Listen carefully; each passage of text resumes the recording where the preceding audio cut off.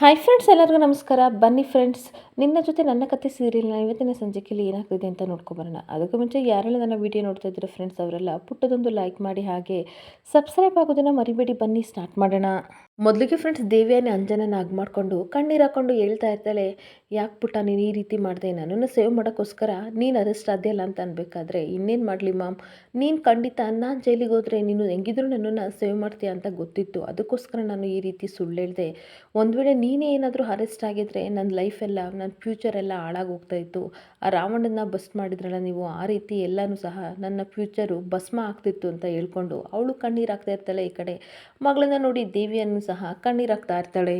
ಹಾಗೆ ಮತ್ತೆ ಅಂಜನಾ ಹೇಳ್ತಾ ಇರ್ತಾಳೆ, ನೋಡು ಮಮ್, ನೀನು ನನ್ನ ಸೂಪರ್ ಹೀರೋ, ನೀನಿಲ್ಲ ಅಂತ ಅಂದರೆ ನನ್ನ ಲೈಫೆಲ್ಲ ಝೀರೋ, ಅದಕ್ಕೋಸ್ಕರ ಈ ಕೆಲಸ ಮಾಡಿದೆ ಅಂತ ಅಂದಾಗ, ಅಯ್ಯೋ ನನ್ನ ಮುದ್ದು ಮಗಳೇ ಅಂತ ಕಣ್ಣೀರು ಹಾಕ್ಕೊಂಡು ಹಗ್ ಮಾಡಿ ಒಂದು ಮುತ್ತು ಕೊಟ್ಟು ಹೇಳ್ತಾ ಇರ್ತಾಳೆ, ಆಲ್ರೆಡಿ ಫ್ಲೈಟ್ ಟಿಕೆಟ್ ಎಲ್ಲ ಅರೇಂಜ್ ಆಗಿದೆ, ನೀನು ಹೋಗಲೇಬೇಕು, ಕಳಿಸ್ಕೊಡೋಕ್ಕೆ ಮನಸ್ಸಿಲ್ಲ ಆದರೂ ಸಹ ನಿನ್ನನ್ನು ಕಳಿಸ್ಕೊಡ್ಲೇಬೇಕು, ಏನು ಮಾಡೋಂಗಿಲ್ಲ, ನಿಮ್ಮ ಅಜ್ಜಿ ಮಾತನ್ನ ನಾನು ಮೀರೋ ಪರಿಸ್ಥಿತಿಲಿ ಇಲ್ಲ ಅಂತ ಕಣ್ಣೀರು ಹಾಕ್ಕೊಂಡು ಹೇಳ್ತಾ ಇರ್ತಾಳೆ. ಹಾಗೆ ಮತ್ತೆ ದೇವಿಯನ್ನು ಹೇಳ್ತಾ ಇರ್ತಾಳೆ, ಡೋಂಟ್ ವರಿ, ಏನೋ ಒಂದು ಮಾಡಿ ಮತ್ತೆ ಮನೆಗೆ ಆದಷ್ಟು ಬೇಗ ನಿನ್ನನ್ನು ಕರೆಸ್ಕೊತೀನಿ, ಸದ್ಯಕ್ಕೆ ಹೋಗು ಮಗಳೇ ಅಂತ ಅನ್ಬೇಕಾದ್ರೆ ಸರಿ ಮಾಮ್ ಅಂತ ಅಂದ್ಬಿಟ್ಟು ಲಗೇಜ್ ಎಲ್ಲ ಪ್ಯಾಕ್ ಮಾಡಿಕೊಂಡು ದೇವಿಯಾನಿ ಈ ಕಡೆ ಅಂಜನನ ಕರ್ಕೊಂಡು ಬರ್ತಾ ಇರ್ತಾಳೆ.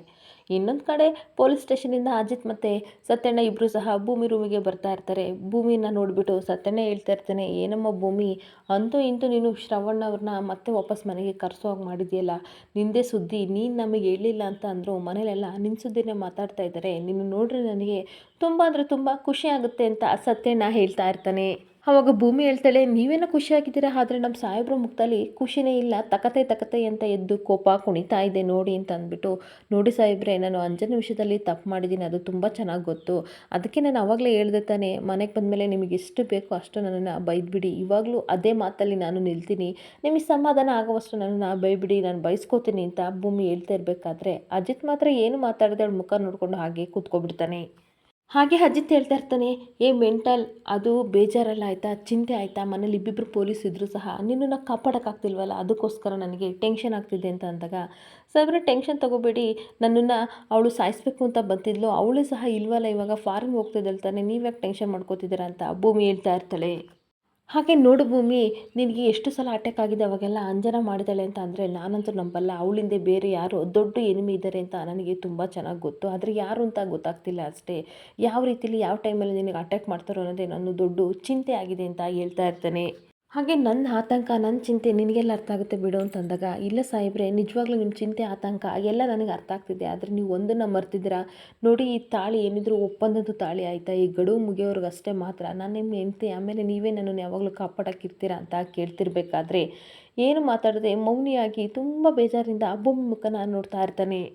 ಏನಿದ್ರು ನಾನು ಇರೋವರೆಗೂ ಅಷ್ಟೇ ನೀವು ಚಿಂತೆ ಮಾಡಬೇಕು, ಆಮೇಲೆ ಎಲ್ಲಿ ಚಿಂತೆ ಮಾಡ್ತೀರಾ ಬಿಡಿ ಸಾಹೇಬ್ರೆ ಅಂತ ಹೇಳಿದಾಗ ಮತ್ತಷ್ಟು ಬೇಜಾರಿಂದ ಭೂಮಿ ಮುಖನ ನೋಡಿಕೊಂಡು ಸತ್ಯನ ಹತ್ರ ಹೇಳ್ತಾ ಇರ್ತಾನೆ, ನೋಡಿ ಸತ್ಯನ ಯಾವಾಗಲೂ ಇದೊಂದು ಹೇಳ್ತಾ ಇರ್ತಾಳೆ ಆಯಿತಾ, ಮನೆ ಬಿಟ್ಟು ಹೋಗ್ತೀನಿ, ಮನೆ ಬಿಟ್ಟು ಹೋಗ್ತೀನಿ, ಇನ್ನು ಸ್ವಲ್ಪ ದಿನ ಅಷ್ಟೇ ಅಂತ ಅದನ್ನು ಯಾವಾಗಲೂ ನನಗೆ ನೆನಪಿಸ್ತಾ ಇರ್ತಾಳೆ ಅಂದಾಗ, ಭೂಮಿ ಹೇಳೋದ್ರಲ್ಲಿ ತಪ್ಪೇನಿದೆ ಅಜಿತ, ಅವಳು ಹೇಳ್ತಿರೋದು ಕರೆಕ್ಟ್ ಅಲ್ವಾ, ಅವಳು ಇರೋವರೆಗೂ ಚಿಂತೆ ಮಾಡ್ತೀಯಾ, ಆಮೇಲೆ ಯಾಕೆ ಚಿಂತೆ ಮಾಡ್ತೀಯಾ ಅಂತ ಅವನು ಸಹ ಕೇಳ್ತಿರ್ಬೇಕಾದ್ರೆ ಶಾಕ್ ಆಗಿ ಅಜಿತ್ ಹಾಗೆ ನಿಂತ್ಕೊಬಿಡ್ತಾನೆ. ಹಾಗೆ ಮತ್ತೆ ಸತ್ಯಣ್ಣ ಹೇಳ್ತಾ ಇರ್ತಾನೆ, ನೀನು ಒಂದೇ ಒಂದು ಮಾತು ಹೇಳು ಆಯಿತಾ, ನಾನು ನಿಜವಾಗ್ಲೂ ಭೂಮಿನ ಮದುವೆ 1 ವರ್ಷಕ್ಕೋಸ್ಕರ ಆಗಲ್ಲ, ಲೈಫ್ ಲಾಂಗ್ ನಾನು ಅವಳನ್ನೇ ಮದುವೆ ಆಗ್ತೀನಿ ಅಂತ ಒಂದೇ ಒಂದು ಮಾತು ಹೇಳು, ಬೇಕಾದರೆ ಅದನ್ನು ನಾನು ಹೇಗಾದರೂ ಮಾಡಿ ಒಪ್ಪಿಸ್ತೀನಿ ಅಂತ ಅಂದಾಗ ಭೂಮಿಗೂ ಸಹ ಶಾಕ್ ಆಗ್ತಾ ಇರುತ್ತೆ.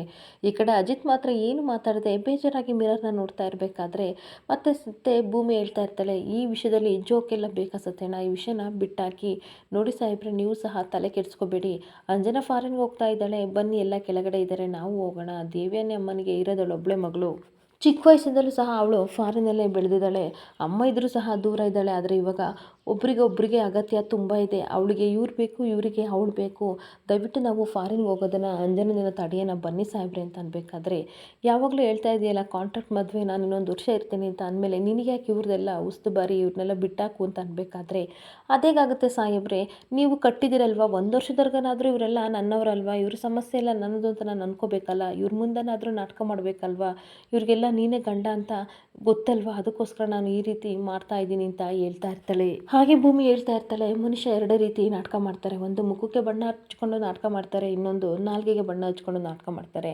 ಆದರೆ ನಾನು 2ಕ್ಕೂ ಬಣ್ಣ ಹಚ್ಕೊಂಡು ನಾಟಕ ಮಾಡ್ತಾ ಇದ್ದೀನಿ, ಯಾಕೆಂತಂದರೆ ಸ್ಟೇಜ್ ಬ್ಯಾನ್ ಬಂದಮೇಲೆ ಅದಕ್ಕೊಂದು ನ್ಯಾಯ ಸಿಗಬೇಕಲ್ಲ, ಅದಕ್ಕೋಸ್ಕರ ಈ ರೀತಿ ಮಾಡ್ತಾ ಇದ್ದೀನಿ. ಅದನ್ನು ನಾನು ಸಿನ್ಸಿಯರ್‌ಗೆ ಫಾಲೋ ಮಾಡ್ತೀನಿ ಅಂತ ಹೇಳ್ಬಿಟ್ಟು ಕಣ್ಣೀರು ಹಾಕೊಂಡು ಭೂಮಿ ಹೊರಗಡೆ ಬರ್ತಾಳೆ. ಈ ಕಡೆ ಏನು ಮಾತಾಡೋಕ್ಕಾಗದೆ ಅಜಿತ್ ಸಹ ಹಾಗೆ ನಿಂತ್ಕೊಬಿಡ್ತಾನೆ.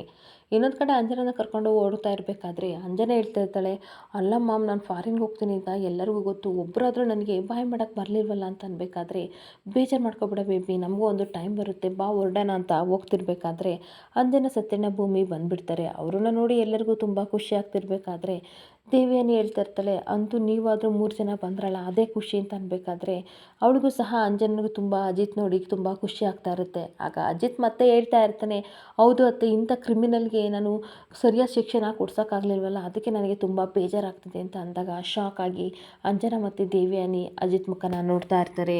"ನೋಡು, ಫಾರಿನ್‌ಗೆ ಹೋಗ್ತಾ ಇದೆಯಾ, ಹೋಗು, ಆದರೆ ಮತ್ತೆ ವಾಪಸ್ ಯಾವತ್ತೂ ಸಹ ಈ ಕಡೆ ಬರೋ ಡಿಸಿಷನ್ನ ತೊಗೋಬೇಡ. ಬಂದರೆ ನಾನು ನಿನ್ನನ್ನು ಯಾವ ರೀತಿ ಗಲ್ಲು ಶಿಕ್ಷೆಗೆ ಇರಿಸ್ಬೇಕು ಅನ್ನೋದನ್ನು ಡಿಸೈಡ್ ಮಾಡ್ತಾ ಇರ್ತೀನಿ" ಅಂತ ಅಂದಾಗ ಅಂಜನ್ಗೆ ತುಂಬ ಕೋಪ ಬರ್ತಾ ಇರುತ್ತೆ. ಅಷ್ಟೊತ್ತಿಗೆ "ಅಲ್ಲ ಸಾಹೇಬ್ರೆ" ಅಂತ ಭೂಮಿ ಹೇಳ್ತಾ ಇರಬೇಕಾದ್ರೆ ತನ್ನ ಪಾಡಿಗೆ ತಾನು ಬಾ ಅಂತ ಹೇಳ್ಕೊಂಡು ಭೂಮಿನ ಹೇಳ್ಕೊಂಡು ಹೋಗ್ತಾ ಇರಬೇಕಾದ್ರೆ ಈ ಕಡೆ ಸತ್ಯಣ್ಣನೂ ಹೋಗ್ತಾ ಇರ್ತಾನೆ. ಅವಾಗ ಅಂಜನಾ ಹೇಳ್ತಾ ಇರ್ತಾಳೆ, "ಅದೆಲ್ಲ ಸರಿ, ಇವರೇನೋ ಬೇಜಾರು ಮಾಡ್ಕೊಂಡಿದ್ದಾರೆ, ಆದರೆ ನನಗೆ ಬೇಲ್ ಕೊಡ್ಸಾದ್ಮೇಲೆ ಶ್ರವಣ್ ದೊಡ್ಡಪ್ಪನಾದರೂ ಬರಬೇಕಿತ್ತ ಅಲ್ವಾ ಮಾಮ" ಅಂತ ಅನ್ಬೇಕಾದ್ರೆ, "ಅಯ್ಯೋ, ನೀನು ಲಾಕಪ್ಪಲ್ಲಿ ಇದ್ದಾಗ ನಿನ್ನ ಬೇಲ್ ವಿಷಯಕ್ಕೋಸ್ಕರ ಮನೇಲಿ ತುಂಬ ಜಗಳ ನಡೀತಿತ್ತು. ಅವಾಗ ಶ್ರವಣ್ ಬೇಲ್ ತೊಗೊಂಡು ಬಂದಿದ್ದ.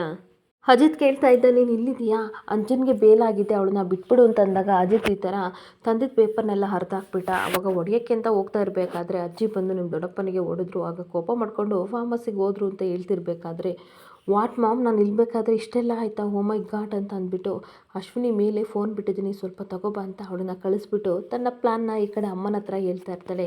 "ನೋಡು ಮಾಮ್, ಇದನ್ನೇ ನಾವು ದೊಡ್ಡದಾಗೆ ಮಾಡಿಬಿಟ್ರೆ ಹಿಂಗಿರುತ್ತೆ, ಆವಾಗ ಮನೆಯೊಂದು 3 ಬಾಗಿಲು ಅನ್ನೋ ರೀತಿಯಾಗಿ ಈ ಮನೆ 3 ಬಾಗಿಲಾಗುತ್ತೆ. ಒಂದು ಕಡೆ ಶ್ರವಣ್ ದೊಡ್ಡಪ್ಪ ಈ ಪೀಡೆನ ಕರ್ಕೊಂಡು ಹೋಗ್ತಾರೆ, ಇನ್ನೊಂದು ಕಡೆ ಅಜ್ಜಿ, ಅತ್ತೆ, ಮಾವ ಎಲ್ಲ ಡಿಪ್ರೆಸ್ ಆಗ್ತಾರೆ. ಹೇಗಿದೆ ನನ್ನ ಐಡಿಯಾ, ಈ ರೀತಿ ಮಾಡಿ ಮಾಮ" ಅಂತ ಅನ್ಬೇಕಾದ್ರೆ, ಅದಕ್ಕಿಂತ ಹೆಚ್ಚಾಗಿ ಶ್ರವಣ್ ಮತ್ತು ಭೂಮಿ ಇಬ್ಬರು ದೂರ ದೂರ ಇರಬೇಕು. ಯಾಕೆ ಅಂತ ಅಂದರೆ ಹತ್ರ ಇದ್ದಷ್ಟು ಅಪ್ಪ ಮಗಳ ವಾಸ್ತಲ್ಯ ಆಯಸ್ಕಂತ ಥರ ಅಂಟ್ಕೋತಾ ಇದೆ, ಇವರಿಬ್ಬರನ್ನ ಹೆಂಗಾರು ಮಾಡಿ ದೂರ ಮಾಡಬೇಕು ಅಂತ ಹೇಳ್ತಾ ಇರ್ತಾಳೆ. ಇಷ್ಟ ದಿನಗಳಿಂದ ಭೂಮಿನ ಶ್ರವಣದಿಂದ ದೂರ ಮಾಡಬೇಕಂತ ಪ್ರಯತ್ನ ಮಾಡ್ತಿದ್ರೆ ಆಗಲಿಲ್ಲ. ಆದರೆ ಇವಾಗ ಒಂದು ಚಾನ್ಸ್ ಸಿಕ್ಕಿದೆ ಅಂತ ಮಾತಾಡ್ತಿರ್ಬೇಕಾದ್ರೆ ಅಶ್ವಿನಿ ಬರ್ತಾಳೆ. "ಅಂಜು, ಅಲ್ಲಿ ನಿನ್ನ ಫೋನ್ ಇರಲಿಲ್ಲ ಮೇಲ್ಗಡೆ, ನೋಡು ನಿನ್ನ ಬ್ಯಾಗಲ್ಲಿ ಇರ್ಬೋದು" ಅಂತ ಅಂದಾಗ ನಾಟಕ ಮಾಡಿಕೊಂಡು ಚೆಕ್ ಮಾಡಿಬಿಟ್ಟು, "ಹಾಂ, ಇಲ್ಲೇ ಇದೆ, ಆಯಿತಾ, ಸಾರಿ" ಅಂತ ಅಂದ್ಬಿಟ್ಟು ಬರ್ತೀನಿ ಅಂತ ಹೇಳಿ ಈ ಕಡೆ ಅಮ್ಮನಿಗೂ ಬಾಯ್ ಮಾಡಿ ಹೊರಟೋಗ್ತಾ ಇರ್ತಾಳೆ. ಮನೆಗೆ ಬಂದ ದೇವಯಾನಿ ಮತ್ತೆ ಪ್ಲ್ಯಾನ್ ಮಾಡಿಕೊಂಡು ಈ ಕಡೆ ಶ್ರವಣ್ಗೆ ಕಾಲ್ ಮಾಡ್ತಿರ್ತಾಳೆ.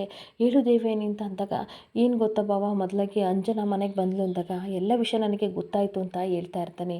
ಮತ್ತೆ ಮಾತಾಡೋಕೆ ಹೋಗ್ತಿರ್ಬೇಕಾದ್ರೆ ಅವನಿಗೆ ಅವಕಾಶನ ಕೊಡ್ದೇ ದೇವಯಾನಿ ಹೇಳ್ತಾ ಇರ್ತಾಳೆ, "ನನ್ನಿಂದ ಅಂಜನದಿಂದ ನಿಮಗೆ ತುಂಬ ಬೇಜಾರಾಗಿದೆ, ಅತ್ತೆ ಅವಮಾನ ಮೇಲೆ ಅವಮಾನ ಮಾಡಿ ಮಾಡಿ ನಿಮಗೆ ತುಂಬ ಬೇಜಾರು ಮಾಡಿದ್ರು" ಅಂತ ಹೇಳ್ತಾ ಇರ್ತಾಳೆ. ಎಷ್ಟೆಲ್ಲ ಅವಮಾನ ಮಾಡಿದ್ರು ಅವ್ರು ಮಾಡಿದ್ದು ಅವ್ರ ತಪ್ಪಿನ ಅರಿವು ಅವ್ರಿಗೆ ಆಗಬೇಕು. "ನೀವು ಮನೆ ಬಿಟ್ಟು ಹೋಗಿದ್ದು ಒಳ್ಳೆ ಕೆಲಸ ಆಯಿತು, ನೀವು ಒಳ್ಳೆ ನಿರ್ಧಾರನೇ ಮಾಡಿದ್ದೀರಾ" ಅಂತ ಅಂದಾಗ, "ಬಿಡು ದೇವಿಯಾನಿ, ಹೊಡೆದಿದ್ದು ನಮ್ಮ ಅಮ್ಮ ಅಲ್ವಾ, ಅದಕ್ಕೆ ಯಾಕೆ ತಲೆ ಕೆಡಿಸ್ಕೋಬೇಕು" ಅಂದಾಗ, "ಹಂಗಂತ ಸುಮ್ಮನಿರೋಕ್ಕಾಗುತ್ತಾ ಬಾವ, ಅವ್ರ ತಪ್ಪು ಅರಿವಾಗಬೇಕಲ್ವಾ, ಎಲ್ಲರ ಮುಂದೆ, ಅದು ಬೆಳೆದಿರೋ ಮಕ್ಕಳ ಮುಂದೆ ಹೊಡೆದ್ರೆ ಎಷ್ಟು ಅವಮಾನ ಆಗುತ್ತೆ ಹೇಳಿ" ಅಂತ ಇಲ್ಲಿ ಸಲ್ಲದ ಮಾತೆಲ್ಲನೂ ಸಹ ಚುಚ್ಚಿ ಚುಚ್ಚಿ ಶ್ರವಣ್ಗೆ ಹೇಳ್ತಾ ಇರ್ತಾಳೆ. ಮತ್ತೆ ಹೇಳ್ತಾ ಇರ್ತಾರೆ, "ಬೆಳೆದಿರೋ ಮಕ್ಕಳು ಅಜಿತ್ ಮತ್ತು ನಚಿಕೇತ್ ಮುಂದೆ ನಿಮಗೆ ಹೊಡೆದ್ರಲ್ಲ, ಎಷ್ಟು ಬೇಜಾರಾಗಿರ್ಬೋದು. ನೀವು ಮನೆಗೆ ಬಂದರೆ ಖಂಡಿತ ಅದೇ ನೆನಪಾಗುತ್ತೆ ಅಲ್ವಾ ಬಾವ, ನೀವೇನೋ ಹೋಗ್ಬಿಟ್ರೆ ಆದರೆ ಪಾಪ ಮನಸ್ವಿನಿ" ಅಂತ ಅಂದಾಗ ಈ ಕಡೆ ಶ್ರವಣ್ಗೆ ಶಾಕ್ ಆಗಿ, "ಏನಾಯಿತು ಅವಳಿಗೆ" ಅಂತ ಅಂದಾಗ, "ನೀವು ಹೋದಾಗಿಂದಲೂ ಸಹ ಒಂದೇ ಸಮನೆ ಪಾಪ ಅವಳು ಅಳ್ತಾ ಇದ್ದಾಳೆ. ಅಪ್ಪನಿಗೆ ಅವಮಾನ ಆದ ಮನೆಯಲ್ಲಿ ನಾನಂತೂ ಇರಲ್ಲ" ಅಂತ ಕಣ್ಣೀರು ಹಾಕ್ಕೊಂಡು ಹೇಳ್ತಾ ಇದ್ಲು ಬಾವ ಅಂತ ಅಂದಾಗ ಈ ಕಡೆ ಶ್ರವಣ್ ಏನು ಮಾತಾಡದೆ ಹಾಗೆ ಸೈಲೆಂಟಾಗಿ ಫೋನ್ನ ಕಟ್ ಮಾಡಿ ಯೋಚನೆ ಮಾಡ್ತಾ ಇರ್ತಾನೆ. ಆದರೆ ದೇವಯಾನಿ ಮಾತ್ರ ತುಂಬ ಖುಷಿ ಪಡ್ತಾ ಇರ್ತಾಳೆ. "ನನಗೆ ಗೊತ್ತು ಬಾವ, ನೀವು ಮನೆಗೆ ವಾಪಸ್ ಬರಲ್ಲ ಅಂತ, ನಿಮ್ಮ ಸೈಲೆಂಟೇ ನನಗೆ ಆನ್ಸರ್ ಕೊಡ್ತಾ ಇದೆ" ಅಂತ ಖುಷಿ ಪಡ್ತಾ ಇರ್ತಾಳೆ. ನಚಿಕೇತ ಹೇಳ್ತಾ ಇರ್ತಾನೆ, "ಬನ್ನಿ ಬಾವ, ಹೋಗೋಣ ಎಲ್ಲರೂ, ನಿಮಗೋಸ್ಕರ ವೆಯ್ಟಿಂಗ್ ಮಾಡ್ತಿದ್ದಾರೆ, ಬನ್ನಿ ಮಾವ" ಅಂತ ಕರ್ತಿರ್ಬೇಕಾದ್ರೆ ಏನು ಮಾತಾಡದೆ ಬೇಜಾರು ಮಾಡ್ಕೊಂಡು ಶ್ರವಣ್ ಹೋಗ್ತಿರ್ಬೇಕಾದ್ರೆ ನಚಿಕೇತು ಮಾವನಿಗೆ ಏನಾಯಿತು ಅಂತ ಯೋಚನೆ ಮಾಡ್ತಿರ್ತಾನೆ. ಇನ್ನೊಂದು ಕಡೆ ಮನೆಯವರೆಲ್ಲರೂ ಸಹ ಶ್ರವಣ್ ಮತ್ತು ನಚಿಕೇತ್ ಬರ್ತಾನೆ ಅಂತ ಕಾಯ್ತಿರ್ಬೇಕಾದ್ರೆ ಅಜ್ಜಿ ಹೇಳ್ತಾ ಇರ್ತಾಳೆ, "ಎಲ್ಲರೂ ಬಂದ್ರಲ್ವಾ, ಇವಾಗ ಇನ್ನೇನು ಶ್ರವಣ್ ನಚಿಕೇತ್ ಬರ್ತಾನೆ, ಬಂದಮೇಲೆ ನೀವು ಏನು ಹೇಳ್ಬೇಕು ಅದನ್ನು ನೀನೇ ಹೇಳು ಸಂಗೀತ" ಅಂತ ಹೇಳ್ಬೇಕಾದ್ರೆ ಸಂಗೀತ ಹೇಳ್ತಾ ಇರ್ತಾಳೆ, "ದೀಪಾವಳಿ ಹಿಂದಿನ ದಿನ ನೀರು ತುಂಬ ಹಬ್ಬನ ಮಾಡಬೇಕು, ಆದರೆ ಅಂಜುನ್ ಗಲಾಟೆ ವಿಷಯದಲ್ಲಿ ಹಾಗೆ ಶ್ರವಣ್ ಬೇರೆ ಮನೆ ಬಿಟ್ಟು ಹೋದ, ಅದಕ್ಕೆ ಎಲ್ಲರ ಮನಸ್ಸಿಗೂ ಬೇಜಾರಾಗಿ ಹಬ್ಬ ಮಾಡಬಾರ್ದು ಅಂತ ಅಂದ್ಕೊಂಡಿದ್ವಿ. ಅಂತೂ ಇಂತೂ ಅಂಜನಿಗೂ ಸಹ ಬೇಲ್ ಸಿಕ್ತು, ಈಗ ಶ್ರವಣ್ ಮನೆಗೆ ಬರ್ತೀನಿ ಅಂತ ಒಪ್ಕೊಂಡಿದ್ದಾನಲ್ವಾ, ಇದೇ ಖುಷಿಗೆ ನಾವು ದೀಪಾವಳಿ ಹಬ್ಬನ ಜೋರಾಗಿ ಮಾಡೋಣ, ಏನಂತೀರಾ" ಅಂತ ಹೇಳ್ತಿರ್ಬೇಕಾದ್ರೆ ಪಟಾಕಿ ಸೌಂಡ್ ಆಚೆಯಿಂದ ಬರ್ತಿರ್ಬೇಕಾದ್ರೆ ಭೂಮಿ ಎದುರ್ಕೊಂಡು ಅಜಿತ್ ಕೈನ ಹಿಡ್ಕೋತಾಳೆ. ಪಟಾಕಿ ಸೌಂಡ್ ಬರ್ತಾ ಇದೆ ಅಂತ ಅಂದಾಗ ಎಲ್ಲರಿಗೂ ಶಾಕ್ ಆಗ್ತಾ ಇರುತ್ತೆ. ಆಗ ಅಶ್ವಿನಿ ಹೇಳ್ತಾ ಇರ್ತಾಳೆ, ಅದು ದೀಪಾವಳಿ ಹಬ್ಬ ಅಲ್ವಾ, ಹೊರಗಡೆ ಎಲ್ಲ ನಾನು ಮೊಬೈಲಲ್ಲಿ ಈ ಥರ ಪಟಾಕಿ ಸೌಂಡ್ ಹಾಕಿದ್ದು ಅಂತ ಅಂದಾಗ ಅಜಿತ್ ಬೈತಾ ಇರ್ತಾನೆ, ಭೂಮಿಗೆ ಪಟಾಕಿ ಸೌಂಡ್ ಅಂತಾರೆ ಆಗಲ್ಲ, ಅದು ನಿನಗೆ ಗೊತ್ತು ತಾನೆ, ಮೈಂಡಲ್ಲಿ ಇಟ್ಕೊ ಅಂತ ಅಂದಾಗ ಸರಿ ಅಂತ ಸುಮ್ಮನಾಗಿರ್ಬೇಕಾದ್ರೆ ಬಿಡಿ ಸಾಹೇಬ್ರು ಹೋಗ್ಲಿ ಅಂತ ಅಂದ್ಬಿಟ್ಟು ಅತ್ತೆ ಹೇಳಿ ಮುಂದಕ್ಕೆ ಏನು ಹೇಳ್ತಾ ಇದ್ರಲ್ಲ ಅಂತ ಕೇಳ್ತಾ ಇರ್ತಾಳೆ. ಅದೇನು ಗೊತ್ತಾ, ದೀಪಾವಳಿ ಹಬ್ಬದ ದಿನ ಒಂದು ಸ್ಪೆಷಲ್ ಸಂಪ್ರದಾಯ ನಮ್ಮಲ್ಲಿದೆ. ಏನು ಅಂತಂದರೆ ಒಬ್ಬರು ರೂಮ್ನ ಇನ್ನೊಬ್ಬರು ರೂಮ್ ಹೋಗಿ ಕ್ಲೀನ್ ಮಾಡಬೇಕು, ಒಬ್ಬರು ಹೋಗಿ ಇನ್ನೊಬ್ಬರು ರೂಮ್ ಕ್ಲೀನ್ ಮಾಡೋದ್ರಿಂದ ಸಂಬಂಧ ಗಟ್ಟಿ ಆಗುತ್ತೆ, ಅದೇ ನಮ್ಮ ಸಂಪ್ರದಾಯ ಅಂತ ಅಂದಾಗ ಓ ಹೌದಾ ರೀ, ಹಾಗಾದರೆ ನಾವಿಬ್ಬರು ಹೋಗ್ಬಿಟ್ಟು ಅತ್ತೆ ಮಾವ ರೂಮ್ನ ಕ್ಲೀನ್ ಮಾಡೋಣ ಅಂತ ಭೂಮಿ ಹೇಳ್ತಾ ಇರ್ತಾಳೆ. ದೇವ್ಯಾನಿ ಹೇಳ್ತಾ ಇರ್ತಾಳೆ, ನಾನು ಅಂಜು ರೂಮ್ನ ಕ್ಲೀನ್ ಮಾಡ್ತೀನಿ ಅಂತ ಹೇಳ್ಬಿಟ್ಟು, ಓ ಸಾರಿ ಅಂಜನಾನೇ ಇಲ್ವಲ್ಲ, ರೂಮ್ ಕ್ಲೀನ್ ಮಾಡಿ ಏನು ಪ್ರಯೋಜನ, ಯಾವತ್ತು ಅವಳು ಬಂದು ನಮ್ಮ ಜೊತೆ ಎಲ್ಲ ಇರ್ತಾಳೋ ಗೊತ್ತಿಲ್ಲ ಅಂತ ಕಣ್ಣೀರು ಹಾಕ್ಕೊಂಡು ಹೇಳ್ತಾ ಇದ್ದರೆ ಅಜ್ಜಿ ಹೇಳ್ತಾ ಇರ್ತಾರೆ, ನಾನು ಶ್ರವಣ್ ರೂಮ್ನ ಕ್ಲೀನ್ ಮಾಡ್ತೀನಿ ಅಂತ ಅಂದಾಗ ದೇವ್ಯಾನಿ ಬೇಜಾರು ಮಾಡ್ಕೊಂಡು ಹೋಗ್ತಾ ಇರ್ತಾಳೆ. ಇನ್ನೊಂದು ಕಡೆ ಮನಸ್ವಿನಿ ಹೇಳ್ತಾ ಇರ್ತಾಳೆ, ನಾನು ಅಜಿತ್ ರೂಮ್ ಕ್ಲೀನ್ ಮಾಡ್ತೀನಿ ಅಂತ ಅಂದಾಗ ಸರಿ ಬಾ ನಾವಿಬ್ಬರು ಹೋಗೋಣ ಅಂತ ಹೇಳ್ತಿರ್ಬೇಕಾದ್ರೆ ಬೇಡ ಬೇಡ ಅಂತ ಈ ಕಡೆ ಅಜಿತ್ ಹೇಳ್ತಾ ಇರ್ತಾನೆ, ಏನಾಗಲ್ಲ ಬಿಡ್ರಿ, ನಾವೇನು ಸಪ್ರೇಟ್ ಮಲಗಿದ್ದೀವ, ಇಲ್ಲ ತಾನೆ ಅಂತ ಅಂದಾಗ ಸರೀಶ್ ಅಶ್ವಿನಿ ನೀಟಾಗಿ ಕ್ಲೀನ್ ಮಾಡು ಅಂತ ಹೇಳ್ತಾ ಇರ್ತಾನೆ. ಎಲ್ಲರೂ ಸಹ ಖುಷಿಯಾಗಿ ರೂಮ್ ಕ್ಲೀನ್ ಮಾಡ್ತಿರ್ಬೇಕಾದ್ರೆ ಅಶ್ವಿನಿ ಹೇಳ್ತಾ ಇರ್ತಾಳೆ, ನಿಮ್ಮದು ನಿಜವಾದ ಮದುವೆನೋ ಫೇಕ್ ಮದುವೆನೋ ಇವತ್ತು ನಾನು ಕಂಡುಹಿಡ್ತೀನಿ, ಏನಾದರೂ ಎವಿಡೆನ್ಸ್ನ ತಂದೆ ತರ್ತೀನಿ ಅಂತ ರೂಮ್ ಕ್ಲೀನ್ ಮಾಡೋಕ್ಕೆ ಹೋಗ್ತಿರ್ತಾಳೆ.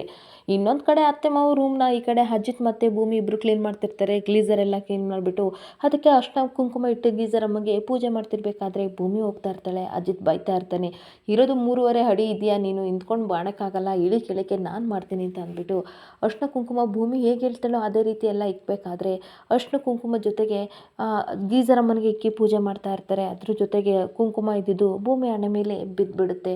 ಆಗ ಭೂಮಿ ಆಶ್ಚರ್ಯದಿಂದ ಅಜಿತ್ ಮುಖ ನೋಡ್ತಿರ್ಬೇಕಾದ್ರೆ ಸಾರಿ ಮಿಸ್ ಆಗಿ ಬಿಡ್ದು ಆಯಿತಾ, ಒರೆಸ್ತೀನಿ ಅಂತ ಹೋಗ್ತಾ ಇರ್ತಾಳೆ.